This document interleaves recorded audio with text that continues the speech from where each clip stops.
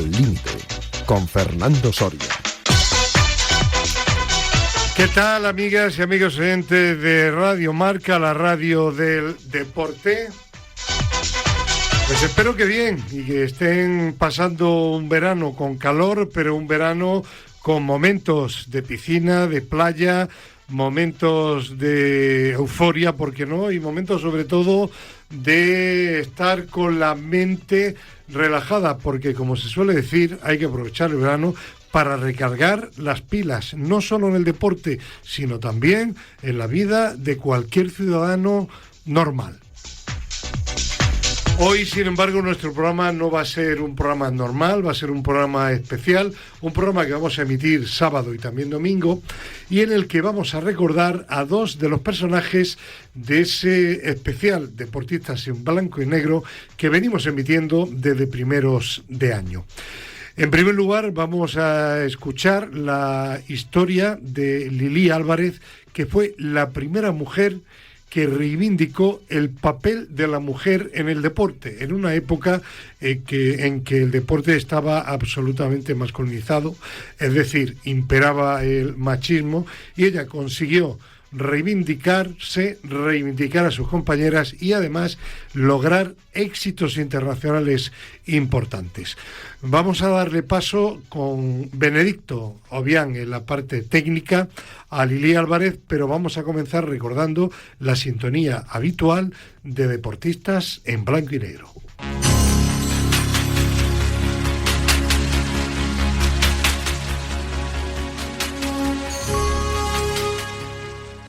En este primer programa le vamos a descubrir a la que fue la primera española que triunfó en el deporte, Lili Álvarez.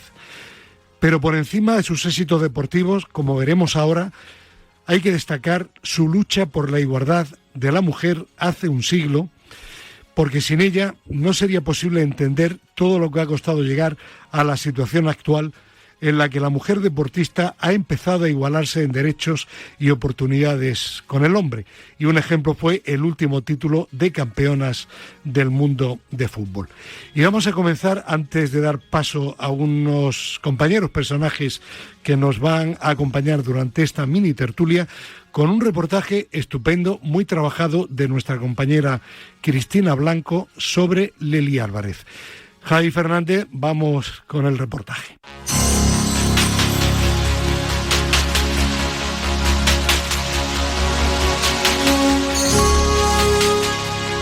Triple finalista en Wimbledon, campeona intelectual y feminista. Ella es Lili Álvarez, mucho más que una pionera.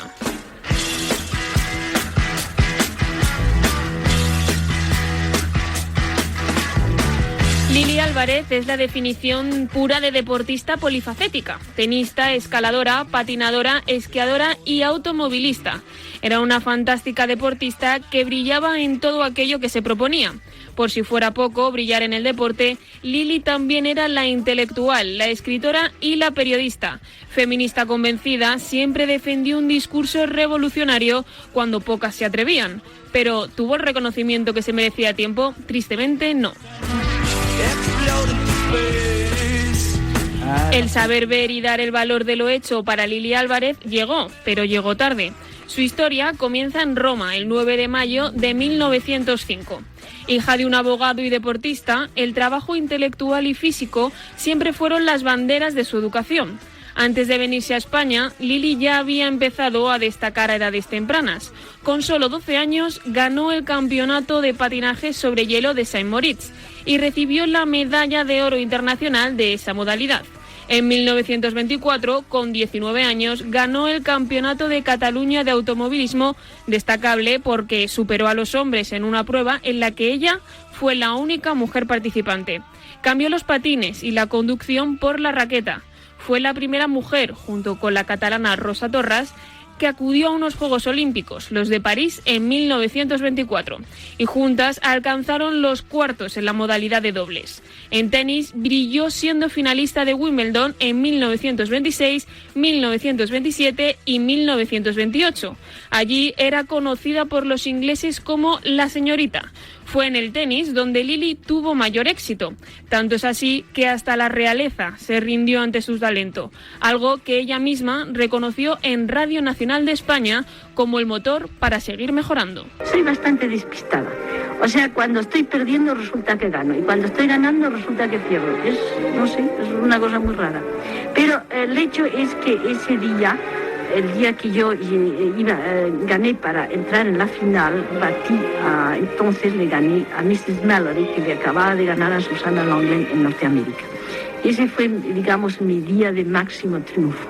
Además, ese día también asistía el rey y la reina nuestros, asistían allí y desde entonces Alfonso XIII pues asistió a todos mis partidos. Y fue realmente el gran aliento que yo recibí.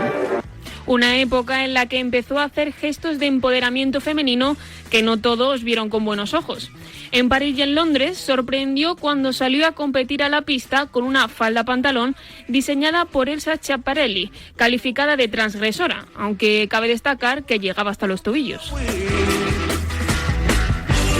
Cuando regresó a España, Lili tuvo problemas. Aunque en 1941 fue campeona nacional de esquí en slalom y en descenso, la federación le quitó el título y la apartó de la competición porque Lili acusó de machista al jurado con el argumento de que las mujeres habían tenido que esperar a que finalizase la prueba masculina para competir. Unas declaraciones que calificaron de ofensas a España.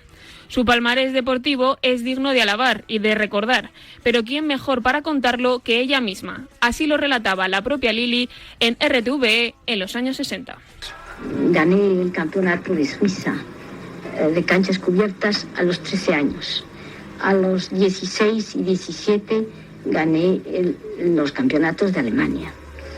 Luego ya, en fin, mi actividad, pues tanto en patín de hielo como en esquí, como en carrera de automóvil, pues tuvo lugar en muchos lugares de Europa. En lo que descollé, fui más conocida, fue por el tenis.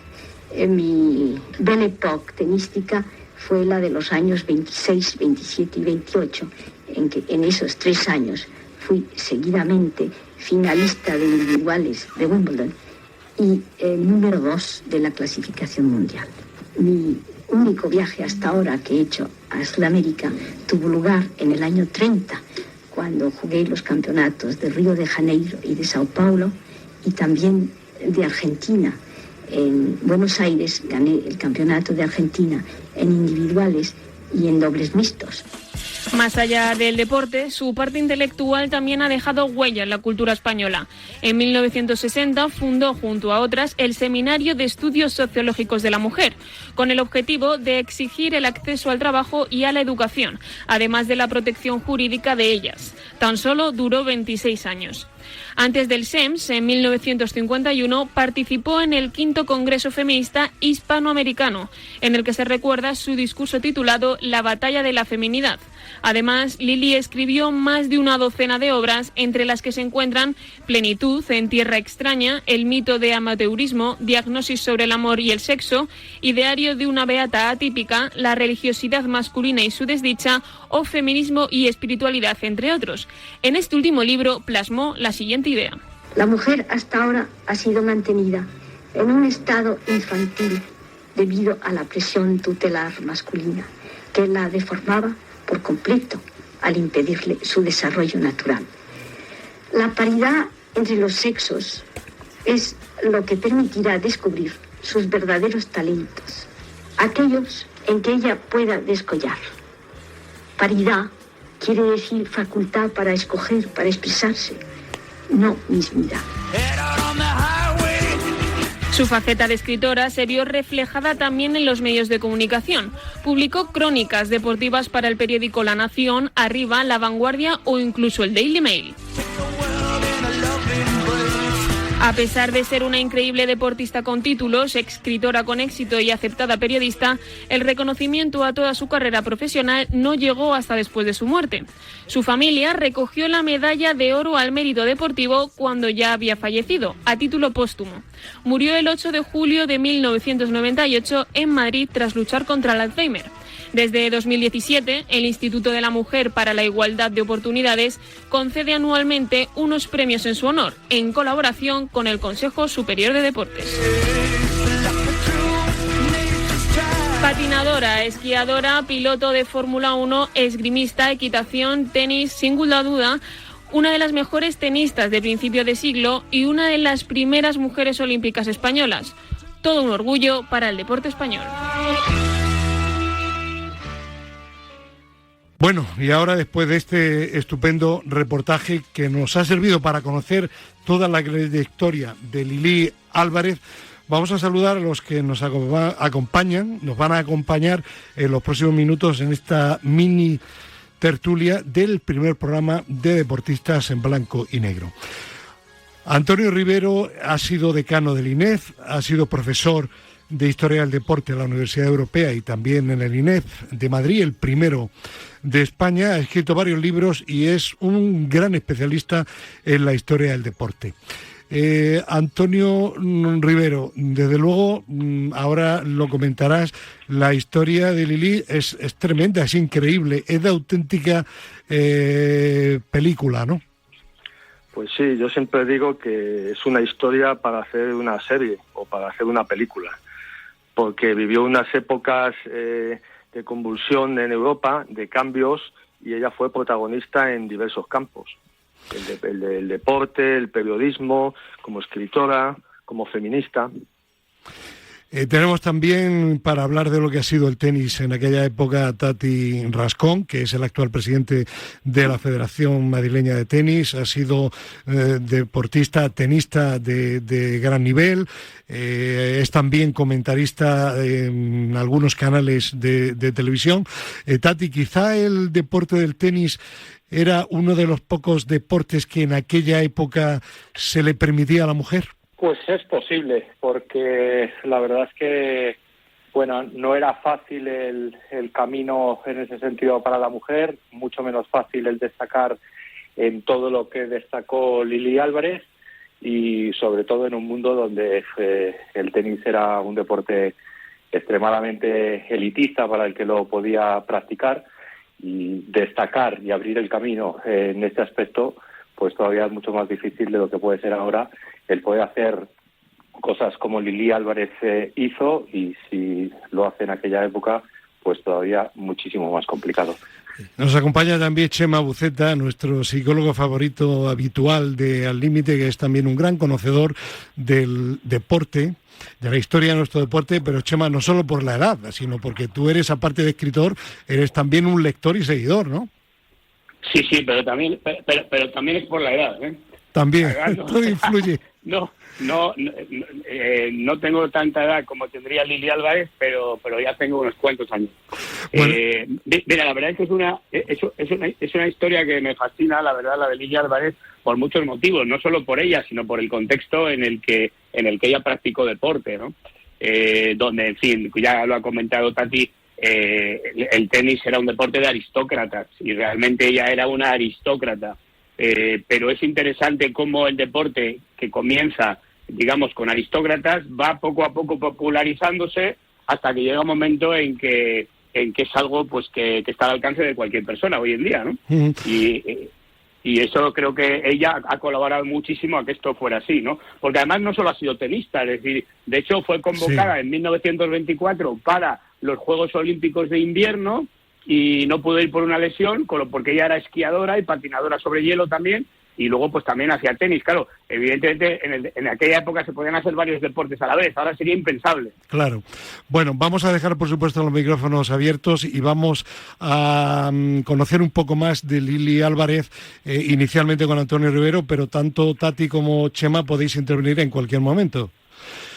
Antonio, vamos a contextualizar un poco para los oyentes lo que era la sociedad en aquella época de Lili Álvarez, después de la Primera Guerra Mundial y antes de la Guerra Civil Española, que es cuando ella empieza a destacar, ¿no? Bueno, ella, ten en cuenta que vive una vida de aristócrata, su familia es una mezcla adinerada.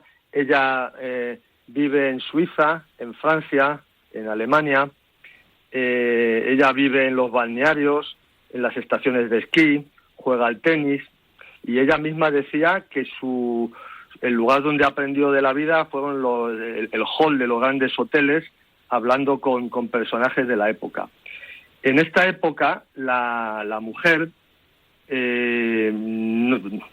solo podía hacer deporte la mujer de clases sociales altas, ¿eh? Y luego había también toda una cultura sobre el deporte femenino en el que solo estaba bien visto que hicieran deportes que decían que beneficiaban su gracilidad.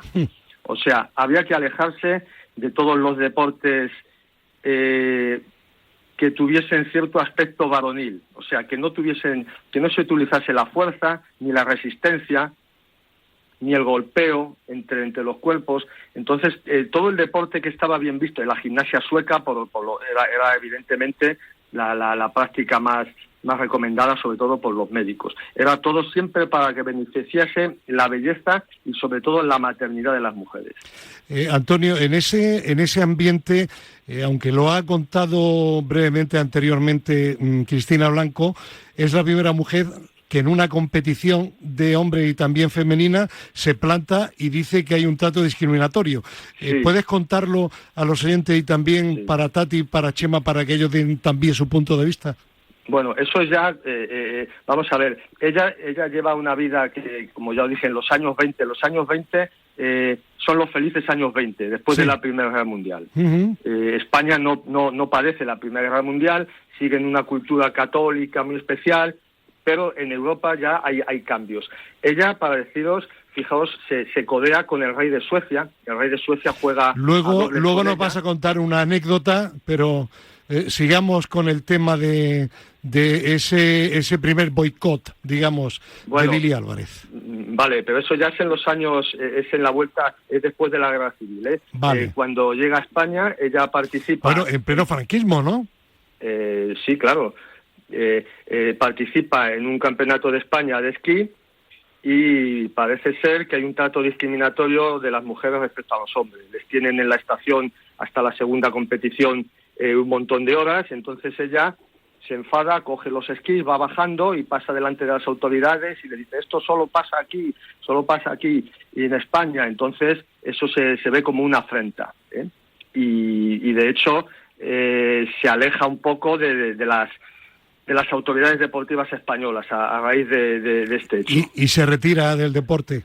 Y claro, y ahí tiene ya su retiro y empieza a colaborar y empieza a trabajar en otros aspectos.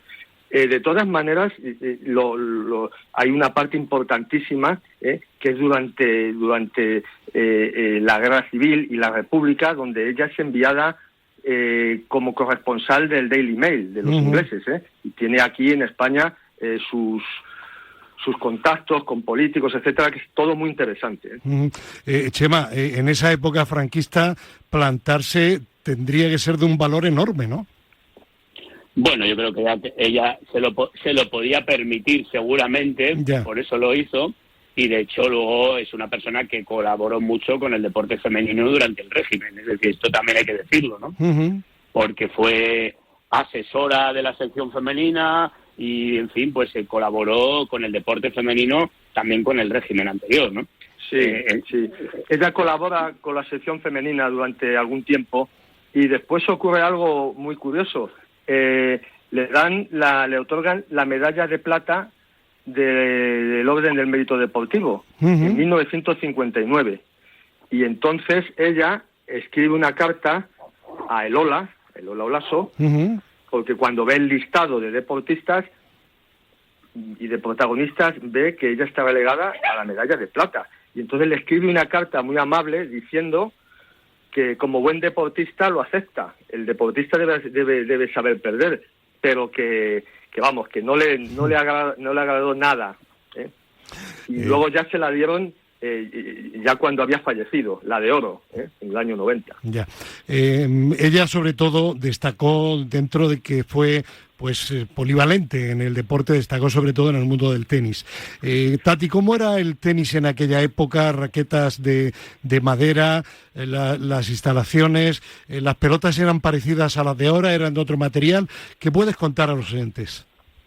Bueno, obviamente todo el mundo sabe que en aquella época se jugaba con raquetas de madera, pero si ves las raquetas de madera que se han jugado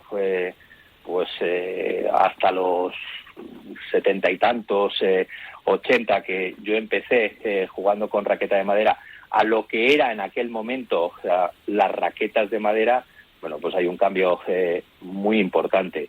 Y no solo por las raquetas, sino por todos los materiales en general, por las bolas, cómo estaban hechas, por las ropas súper incómodas, porque tenían que jugar las mujeres con una falda que les tenía que cubrir los tobillos. Imaginaros eso en un deporte como el tenis, de movimientos, de rotación, el jugar con faldas de ese tipo, pues no anima mucho a que pudieras hacer unos movimientos buenos. Y en general, pues las pistas jugaban en donde podían.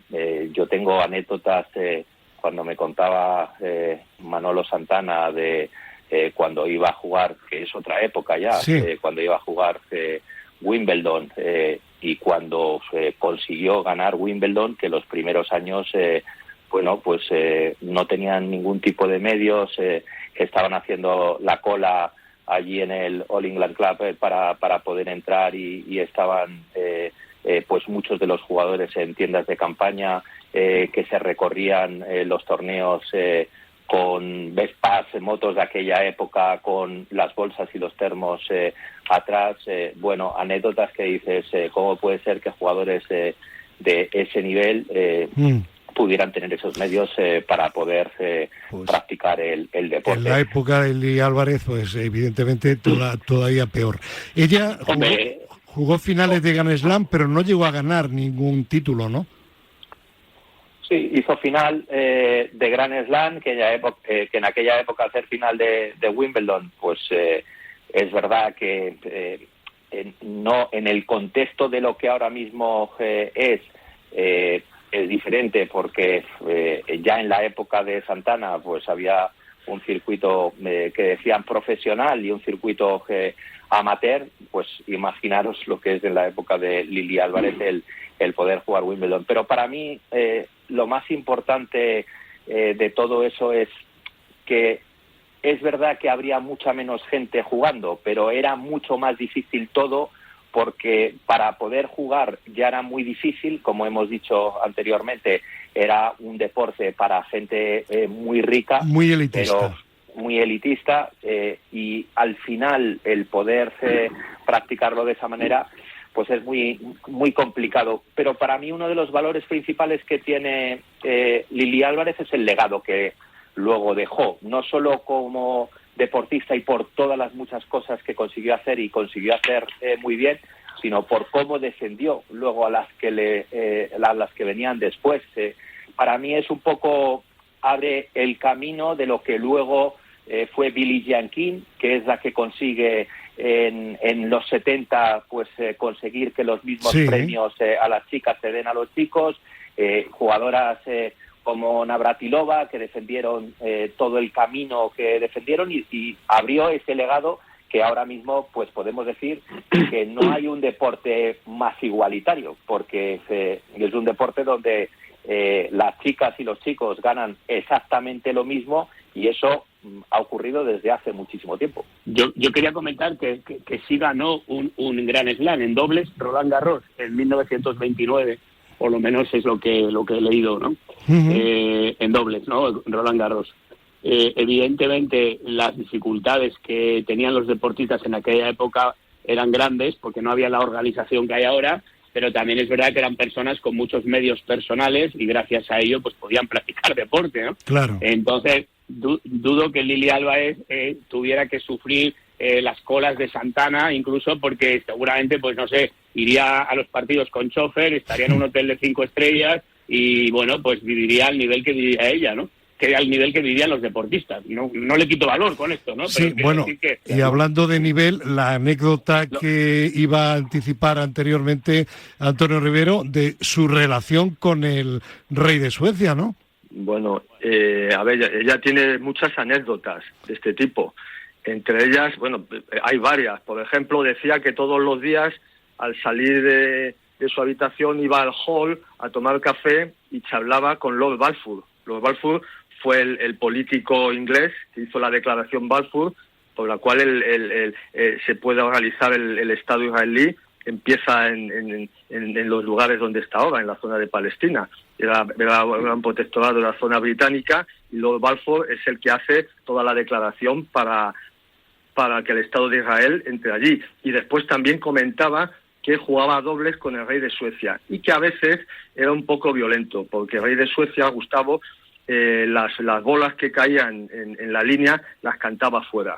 Y claro, como era un rey, ni los adversarios ni ella se atrevían a contradecirles. O sea, claro, tiene muchas anécdotas. Después también dice que un día bailando con Alfonso XIII, Alfonso XIII ya estaba en el exilio, pues le dijo: somos los dos únicos españoles conocidos por estas tierras.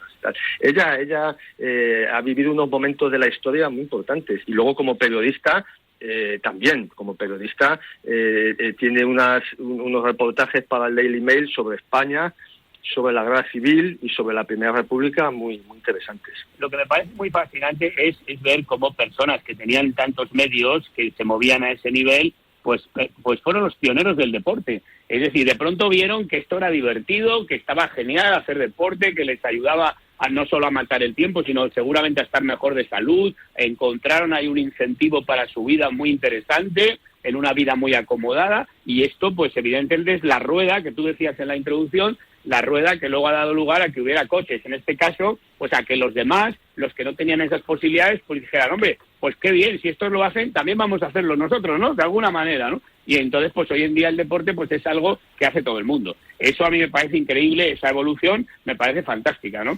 Y ahora que se van a cumplir 100 años de Carros de Fuego, que ponías la canción, pues es interesante recordar estas cosas. Así que te felicito por haber traído al programa a esta figura, porque creo que realmente es una historia muy interesante. Porque antes, Tati, de Alcaraz, Nadal, Santana, existió Lili Álvarez. Ya lo creo. Existió, pues, como dije al principio, pues una jugadora que abrió el camino a muchos otros jugadores, hizo que el tenis, que en aquella época pues no era conocido, pues que empezara a ser conocido, como luego han venido otros jugadores, y como decía Chema, pues han ido popularizando el deporte del tenis, cuando el deporte del tenis hasta no hace mucho tiempo pues era un deporte que se le veía muy elitista, sí, cuando ya no lo era. Oye, Tati, perdona, ¿puedo preguntarle a Tati? Tati, ¿tú sabes cómo jugaba Lili Álvarez? Es decir, no sé, ¿utilizaba la derecha, el revés, la volea, igual que ahora? ¿Los golpes eran los mismos? Nos queda poco tiempo, respuesta rápida. Pues jugaba como se jugaba en aquella época, con empuñaduras muy continentales, y en cuanto podían se iban a la red para cerrar las jugadas. No era como se juega ahora con tanto efecto. Pues Tati Rascón, Chema Buceta, Antonio Rivero, gracias por este homenaje que habéis contribuido a dar a alguien que no era suficientemente conocida en España, no lo es, y espero que después de este programa pues Lili Álvarez lo sea un poquito más. Lili Álvarez, gracias por todo lo que has hecho por el deporte en nuestro país.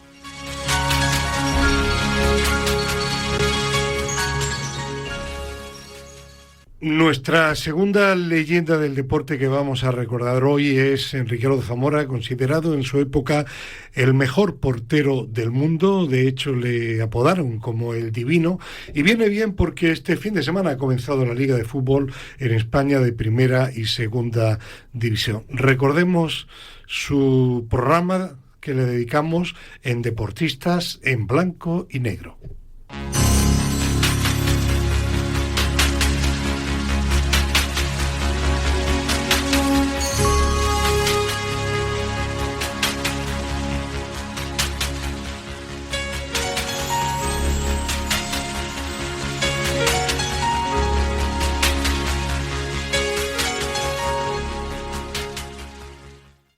En este segundo programa les vamos a contar la historia del posiblemente el primer gran deportista mediático y popular de nuestro país, Ricardo Zamora, considerado el mejor portero del mundo de su época y apodado El Divino por las milagrosas paradas que protagonizó.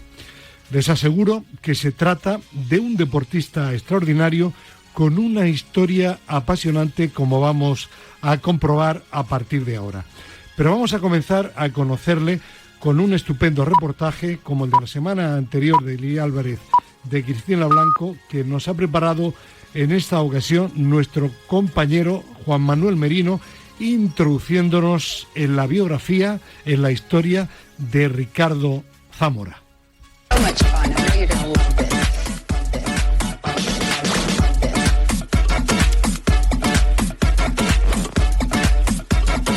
Hablar de Ricardo Zamora Martínez, el Divino, es hablar del primer o de uno de los primeros, para no perder la precisión que nos exige el periodismo, futbolistas o deportistas mediáticos de España. Nacido el primer mes del primer año del siglo pasado en Barcelona, un 21 de enero de 1901, combinó su excelente trayectoria profesional, 5 campeonatos de España, 4 títulos de Liga y una medalla de plata con la selección española en Amberes, el primer gran logro de la selección, con su proyección nacional e internacional.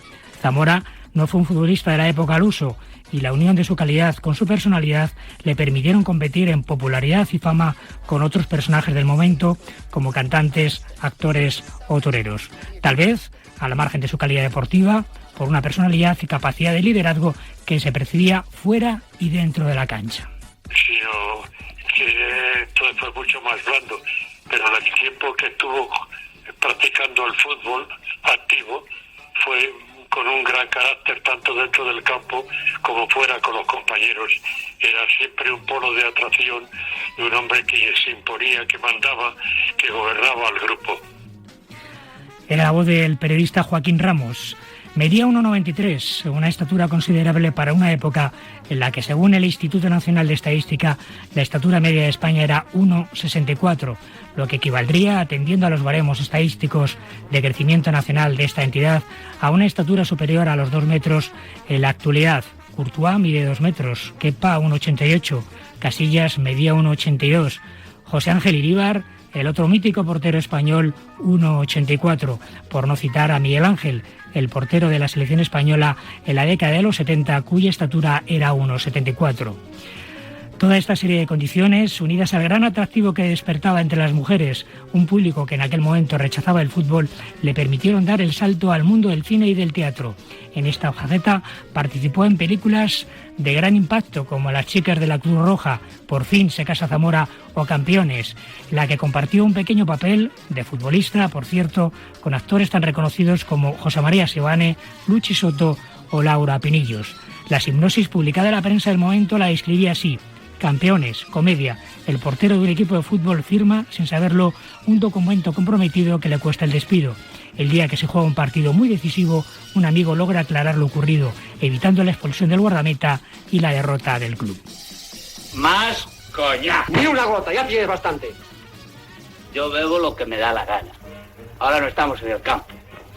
Trae acá eso. Deja esa botella, Julio. ¡Eres un bruto! Los niños no hablan en la mesa. Tú a limpiar el carnerito.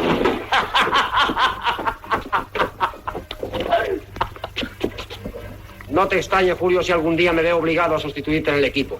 Ya te he dicho muchas veces que el alcohol y el deporte son incompatibles. Y yo, como superior tuyo y como deportista, te exijo que abraces a este muchacho a quien acabas de ofender. Debutó con la selección española con 19 años, con la que consiguió la medalla de plata en los Juegos Olímpicos de Amberes y fue reconocido como el mejor portero del mundo por la prensa internacional gracias a su actuación en el Mundial de Italia de 1934. Popularizó un despeje específico de porteros, un desvío del balón con el codo, que acabó conociéndose como zamorana. Jugó en diversos equipos rivales, Español, Barcelona y Real Madrid. Su fichaje por este club se convirtió en un auténtico escándalo.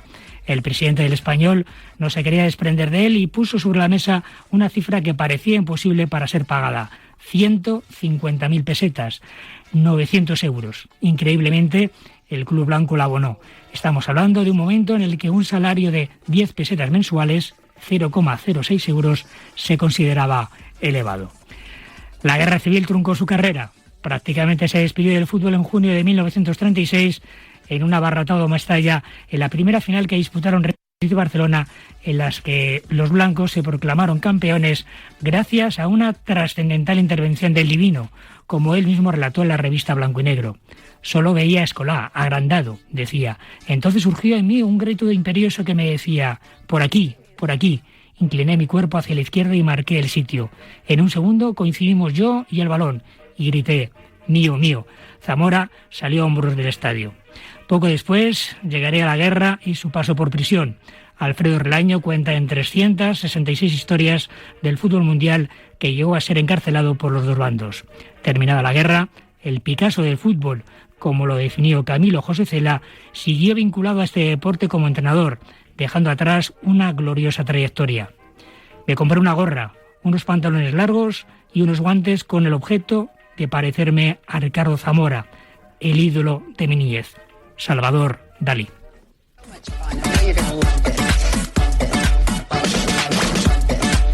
Bueno, con esta música de la época hemos escuchado este biográfico reportaje de Juan Manuel Merino, realmente interesante. Felicidades a nuestro compañero.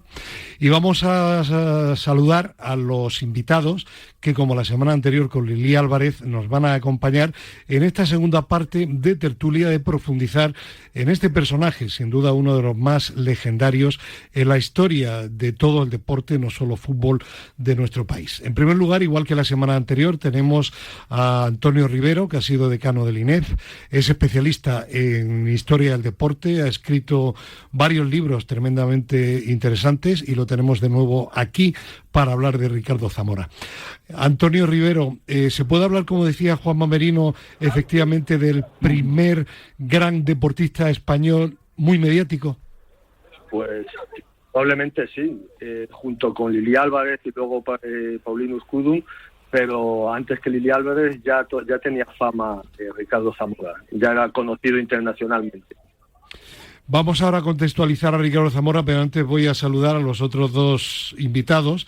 Javier Vázquez, miembro, por cierto, de la Asociación de la Prensa Deportiva de Madrid, cuyo secretario general es Juan Manuel Merino, que ha escrito un libro muy interesante que se llama Veteranos y Noveles. Javier, para ti Ricardo Zamora y para tu libro imagino que era y es un personaje pues vital, esencial en la historia del fútbol de nuestro país, ¿no? Don Ricardo Zamora es posiblemente uno de los 3 o 4 porteros más importantes de la historia del mundo, del fútbol. Sin ninguna duda, además un pionero en su época, un dandy en la sociedad, es el primer portero que se le ocurrió ponerse un jersey de lana para que no le hiciera daño el balón, no le hiciera daño al caerse al suelo. Y es de los primeros que se pusieron guantes para poder atajar la pelota. La verdad es que Ricardo Zamora es uno de los más grandes de la historia y, como ha dicho Juanma en su presentación, pionero en la selección nacional, porque participó en el primer partido de la selección española en los Juegos Olímpicos de Amberes en 1920, efectivamente. Sí, vamos ahora, Javier, posteriormente a profundizar también en lo que acabas de apuntar, pero antes saludo al tercer invitado, a Marc Declercq, sí, sorpresa, el responsable internacional de España se mueve, porque tiene una historia que luego nos contará muy directamente relacionada con Ricardo Zamora. Marc Declercq, Ricardo Zamora, en tu familia, hablo sobre todo de tu abuelo, Ramón de la Fuente, pues es un personaje que tuvo una incidencia importante, ¿no? Pues sí, hola a todos, ¿qué tal estáis? Efectivamente, muchas gracias por invitarme. Mi abuelo era compañero de la selección española de Ricardo Zamora, se llevaban 7, 8 años, pero por lo que sé, por lo que cuenta mi abuela, por lo que oí cuando yo era pequeño y por lo que han podido contar mi madre o mi tío o mis tíos, había cierta amistad con él o con Quincoces, o sea, era una piña y tengo alguna anécdota si os interesa que puedo contar. Luego las cuentas para nuestra audiencia. Vamos a ir ahora profundizando en la figura de Ricardo Zamora, micrófonos abiertos, y en algún momento si alguien tiene que intervenir sobre lo que dice un compañero, pues adelante, no hace falta pedir la venia ni muchísimo menos. Antonio Rivero, vamos a contextualizar un poco la época en que Ricardo Zamora es figura. ¿Qué era el deporte en ese momento en nuestro país y qué era concretamente el fútbol? Porque apuntaba Merino que era un deporte que tenía, no como ahora, muy poco implante, muy poco seguimiento en el público femenino, ¿no? Pues mira, se puede decir que el público femenino estaba bastante ajeno a la práctica del fútbol. Entre otras cosas, todos los deportes femeninos estaban dirigidos hacia la belleza, la gracilidad, y estaban totalmente ajenos a lo que fuese la violencia, la resistencia, la fuerza, etcétera. Entonces el fútbol no era un deporte aconsejado para las mujeres y por lo tanto tampoco había público femenino. Recuerdo yo una fotografía muy famosa de un partido de José Ángel Iríbar, de Raúl Cancio, fotógrafo de Pueblo, posteriormente director de fotografía del País, donde se ve el público de fondo. Y no había ni una sola mujer en un fondo, una mujer únicamente, en un fondo con aproximadamente 3.000 o 4.000 espectadores en el estadio de San Mamés. Y estamos hablando ya del año 1960. Claro, en esa época, en el veintitantos, 30, pues como tú decías, era muy complicado que la mujer fuera a un partido de fútbol, ¿no? Sí, ni siquiera la mujer participaba en los Juegos Olímpicos, estaban restringidas a muy poquitas pruebas, tiro con arco, cosas así, o sea que la mujer hasta entonces, incluso el Comité Olímpico Internacional no lo tenía como bien visto que la mujer participase como el hombre y con la misma con el mismo protagonismo. La mujer ha ido entrando muy despacito, primero en el mundo olímpico y en el fútbol no digamos. Javier, ¿cómo era el fútbol en aquella época? Imagino que la hierba prácticamente era inexistente porque se iría enseguida del campo de fútbol, ¿no? Efectivamente, eran campos plantados de hierba, que no era ni siquiera césped, enseguida se embarraban y bueno, y había muchos campos que eran de tierra, muchos campos de tierra. Entonces, bueno, la verdad es que las condiciones no eran ni mucho menos las actuales. Incluso el balón tenía una costura, era de cuero, una costura muy fuerte en una parte del mismo. De hecho, los grandes delanteros tenían que llevar un pañuelo en la cabeza para poder rematar, ¿no? Uh-huh. Recuerdo Santiago Bernabéu, Lazcano, el propio Gaspar Rubio, que luego, si quieres, podemos hablar de él como el que sustituyó a Ricardo Zamora en el papel de gentleman del fútbol español, ¿no? Pues eran delanteros que tenían que jugar con un pañuelo, porque si no se podían hacer heridas. Y el primer portero, decías tú anteriormente, que utilizó guantes fue Ricardo Zamora. Fue el primero que utilizó jersey de lana. Jersey de lana. Para no hacerse daño al caer. Sí, de los primeros que utilizó guantes. Sin embargo, luego no hubo una época en que los porteros dejaron de utilizar también guantes. Correcto. ¿Por qué? Correcto. Pues a mí me ha contado una buena amiga mía, que es hija de don Antonio Betancourt, el portero de la sexta Copa Europa del Real Madrid, que es que se sentían más cómodos para coger la pelota. Y además Betancourt era un portero que bloqueaba el balón, ¿no? Y no utilizaban guantes, porque eran guantes de lana, entonces resbalaba la pelota. Claro. Sobre todo cuando estaba el clima hostil, ¿no? Había lluvia. El balón con la lluvia y el barro, imagino que no solo para los jugadores para rematar de cabeza, sino que para los porteros debía ser tremendo, ¿no? Bueno, imagínate, ese balón que pesaría X, cuando llovía un poquito, pesaba X por 3. Claro. Y los porteros de la época, ¿cuál era su estilo? Ahora está de moda el jugar con el pie, ¿no? ¿Eran porteros muy estáticos que jugaban muy debajo de la portería? Ricardo Zamora fue de los primeros que salía del área pequeña a despejar balones en los córneres y en las faltas laterales. Pero fundamentalmente el portero, hasta hace muy poquitos años, era un portero que paraba balones con la mano y ya está. Uh-huh. Y de abajo del arco. O sea, el jugar los porteros con el pie es una moda muy reciente, muy reciente. Básicamente desde que se prohibieron las cesiones al portero. si no recuerdo mal, en Italia 90, sí, en el Mundial. Entonces, antes de ese momento, el defensa cedía al portero y el portero lo cogía con la mano, entonces ya empezaba el juego. Y empezaba el juego siempre largo. Efectivamente. Siempre largo. Siempre largo. Javier y Antonio, ¿por qué le llamaban el Divino a Zamora? ¿Cuál era la principal cualidad como portero? ¿La estatura, como decía Merino, inhabitual para la época? Bueno, aparte de su clase, de sus paradas, fíjate que inventa la zamorana, sí, que es ese golpeo con el codo. Entonces había una serie de características y de facultades, pues supongo que también por su altura, por su simpatía, por su forma de ser, tenía todas las condiciones, como dice nuestro compañero, como un gran gentleman. Sí, y además la facultad que tenía don Ricardo de volar de palo a palo, que eso no era fácil. Ahora los porteros se entrenan para eso, ¿no? Pero entonces era muy complicado. De hecho, la parada escolar que le hacen en la final del 36 es una parada de palo a palo prácticamente. O sea, Vamos a hablar ahora de nuevo de la historia, y Antonio Rivero quería sobre todo enfatizar en los Juegos Olímpicos de Amberes 1920, porque ahí nace la furia, ¿no? Claro, bueno, fue el pistoletazo realmente para el fútbol español. Fíjate que son los Juegos Olímpicos que los llamaron los Juegos Olímpicos de la Paz, porque fueron después de la Primera Guerra Mundial. Había muchas ansias de participar, y fíjate que fue la primera vez que participa la selección española en una competición. Llevábamos 18 años ya con la creación de una competición oficial, y sin embargo la selección española no había llegado a jugar. Entonces, bueno, hubo mucha discusión sobre qué jugadores llevar, de qué manera de jugar, y bueno, fue muy especial. De todas maneras, ya sabéis el éxito que tuvo. Nos podemos extender bastante. Yo me imagino que los compañeros también querían hablar, que aparte de crearse la famosa frase de la furia española, después de un partido que se gana a Suecia, fíjate que quedaron 7 suecos y 8 españoles en el campo jugando.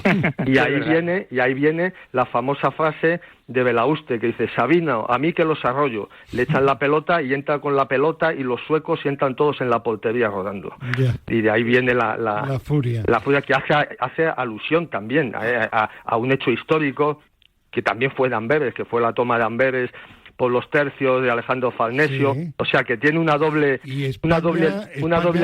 Consigue la medalla de plata, ¿no? La medalla de plata. La primera medalla olímpica. Sí, ganando 3-1 a Holanda. Y ganando a Italia antes 1-0, en un partido también donde quedan 4 en el campo casi. ¿Es ahí donde nace el mito de Ricardo Zamora? Bueno, él dice, en su libro de memorias, dice que el mejor partido de su vida fue el que jugó contra Dinamarca, que ganó España.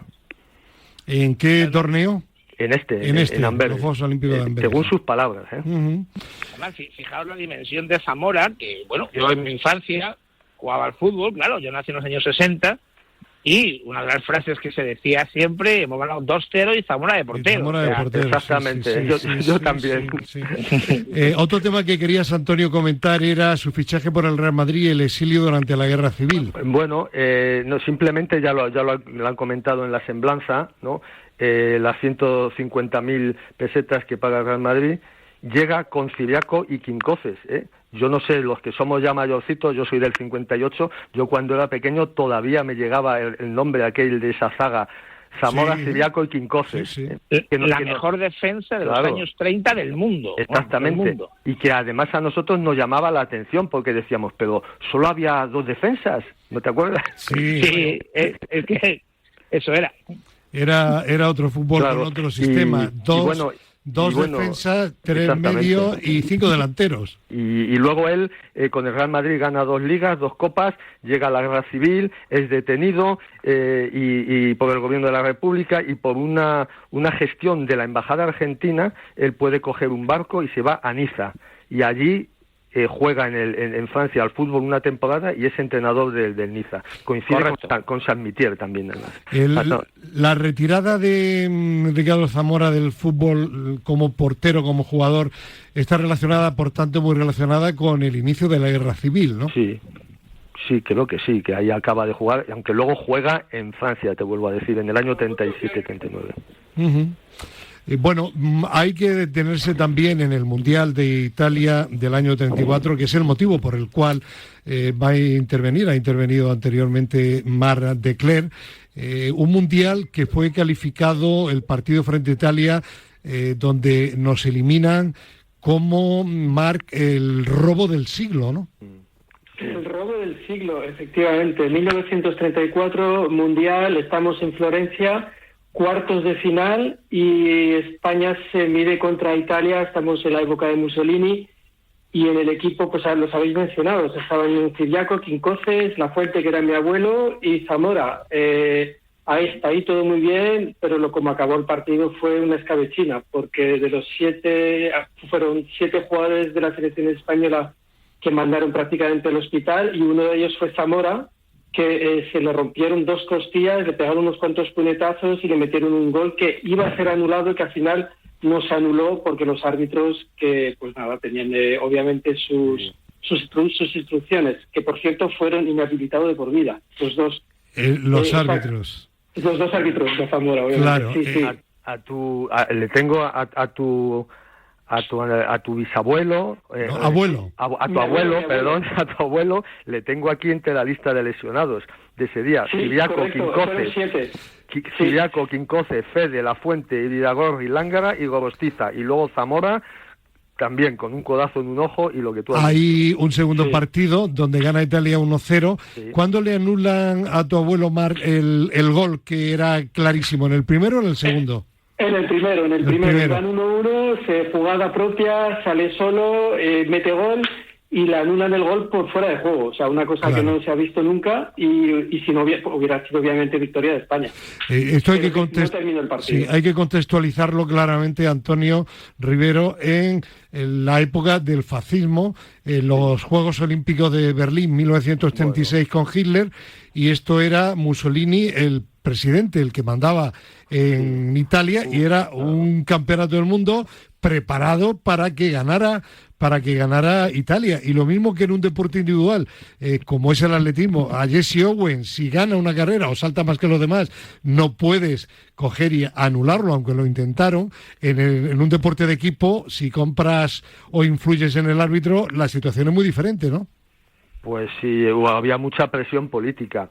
Aparte de eso, la selección italiana contaba con un montón de jugadores argentinos, que ya habían jugado con Argentina en su selección, pero con una doble nacionalidad o una pequeña trampa, pues tenían apellidos italianos. Ya sabéis que allí en Argentina la mitad gallegos y la otra tanos, pues los napolitanos que juegan allí, y jugaron 3 jugadores muy muy buenos de la selección argentina, que ya habían jugado en Argentina, con la selección italiana. Y bueno, pues te puedes imaginar la presión de los árbitros y todo lo que allí se pudo. Luego fueron muy reconocidos los españoles. Sí, lo va a contar ahora Marc, porque fue un escándalo en España, época de la República, hasta el punto de que le regalaron una medalla de oro conmemorativa a través de una colecta a toda la selección, a todos los jugadores, ¿no? Fíjate. A todos los jugadores les hicieron una medalla concretamente con la misma cara, pero el anverso era una postura de cada jugador. Es decir, que entiendo que a Zamora, como se lo hicieron a Quincoces o mi abuelo, pues tuviera su medalla una postura típica de Zamora. Es muy interesante esta medalla porque fue el pueblo español que hizo una recolecta a través de un periódico de la época que era, creo, La Voz, y que participó también Santiago Bernabéu, que puso, no sé si 5 pesetas o un real, bueno, no me acuerdo muy bien el montante, pero hay la lista fue publicada en su momento de quién puso el dinero. Y esa medalla, pues no sé cuántos jugadores eran, 17 o 18, se fueron a casa, una vez en casa, se quedaron con la medalla, llegó la guerra civil y las medallas desaparecieron todas. Medallas de oro. Yeah. De oro. Bueno, todas no, hay una que queda. Ya, bueno. No decimos nada para no dar pistas a nadie, que hay muy mala gente en todas partes. Pero si Antonio y Javier, que veo que están muy muy puestos en esto, si algún día tienen interés por conocer ese tipo de documentos... Marc os dará todo tipo de detalles. Javier, querías añadir algo, ¿no? Sí, solo quería decir que de aquel Mundial la selección más fuerte de todas era la española, sin ningún lugar a dudas, ¿eh? O sea, era la favorita para ganarlo. Y, oye, habría que decir también que luego Zamora fue entrenador del Atlético de Madrid 7 temporadas, fue del Celta, del Málaga, del Español, fue seleccionador nacional y fue seleccionador en Venezuela también, en Caracas estuvo. Sí, o sea, que luego tuvo una larga vida como entrenador. Qué pena que los jóvenes de hoy sepan tan poco o nada de personajes como Ricardo Zamora, que hoy día, en plena era social, tan mediática, televisiones, redes, este hombre hoy día sería, bueno, un Messi, un Cristiano Ronaldo, un Casillas. Sin duda alguna, sin duda alguna. Sin duda alguna. Si me permitís, una anécdota rápida. Que muy rápido, que hay un juego de cartas que se hizo en aquella época de la baraja española y está Zamora con el caballo de oros, está Quincoces con el as de espadas, mi abuelo tiene el 6 de bastos. Hacían ese tipo de cosas en aquellos tiempos. Ya. Antonio Javier, ¿tanto éxito tenía Ricardo Zamora con las mujeres de la época? Sí, hombre, era un verdadero artista. Tenía un éxito tremendo con las mujeres, sí, sin duda alguna. Antonio, ¿qué más nos puedes añadir, apuntar sobre esta leyenda, auténtica leyenda del fútbol español? Bueno, es como algunas otras leyendas que tiene el deporte español que son desconocidas hasta por los jóvenes actuales y que, bueno, gracias a este programa, pues a lo mejor las sacamos adelante y son más conocidos. Claro, y hablaba yo de leyenda y estaba dicho a conciencia, porque en aquella época que había periódicos y radios, o estaba empezando la radio, realmente era el boca a boca, con lo cual, como no se podía ver in situ, no había retransmisiones en directo a los jugadores, y en otros países, cuando se hablaba, por ejemplo, del fútbol español, imaginemos en Sudamérica, lo que se hablaba al final se convertía en una leyenda, ¿no? Eran jugadores heroicos y eran lo que te contaban, ¿no? Y te imaginabas posiblemente todavía más de lo que realmente era, ¿no? Pues sí. Ahí, en la época de las leyendas del deporte. Efectivamente. Muy bien, pues gracias a Juan Manuel Merino por ese reportaje tan ilustrativo, gracias a Javier Vázquez, una vez más a Antonio Rivero, a Marra de Cler, a Cristina Blanco, que ha estado también en la coordinación y producción, y al técnico que hoy nos ha acompañado, que no es otro que nuestro queridísimo Raúl Santamaría. Muchísimas gracias y seguimos próximamente con deportistas en blanco y negro, en definitiva, deportistas de leyenda cuando no había televisión ni fotografía en color. Un abrazo para todos y gracias. Muchas gracias a vosotros. Adiós. Hoy hemos recordado en este segundo bloque a Ricardo Zamora por el inicio de la temporada de Liga de Primera y Segunda División. Y por ese motivo, la semana que viene vamos a dedicar el programa íntegramente a hablar de fútbol, un especial donde estará nuestro primer especialista en este deporte, Pedro Calvo, y otros invitados para analizar el inicio de la temporada, no solo aquí en España, sino también internacional. Será la próxima semana. Por hoy nada más. Simplemente agradecer a todos ustedes su presencia y, cómo no, a Benedicto Obián su asistencia técnica. Que tengan un buen fin de semana y hasta dentro de 7 días. Adiós.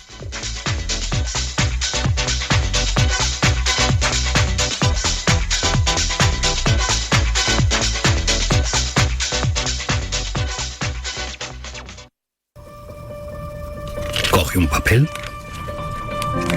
y hazme una lista con todas las cosas que te hagan feliz. Y de todas, dime una que no tenga ningún sentido. Vamos a buscar a Torres Navas. La quiere Iniesta, solo por el segundo palo. Había fuera de juego para Iniesta. El chance de Paula. Pase para Iniesta. El fuera de juego. Iniesta. ¡Gol! ¡Gol! ¡Gol! ¡Gol! ¡Gol! Si tu pasión es el deporte, esta es tu radio. Radio Marca, la radio de todos los locos que amamos el deporte.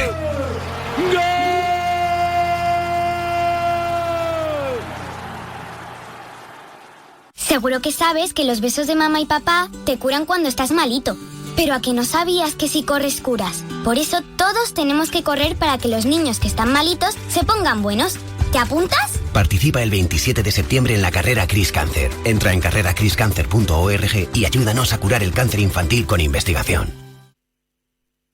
Hola, buenas. Dígame. Venía por eso que se juega con un balón, que juegan 11 y hay que meter la pelotita en una portería. ¿Fútbol? Eso. Pues mire, tenemos Liga, Copa, Champions, Mundiales de Clubs, Nations League. ¿Y de lo de meter una pelotita en un aro metálico?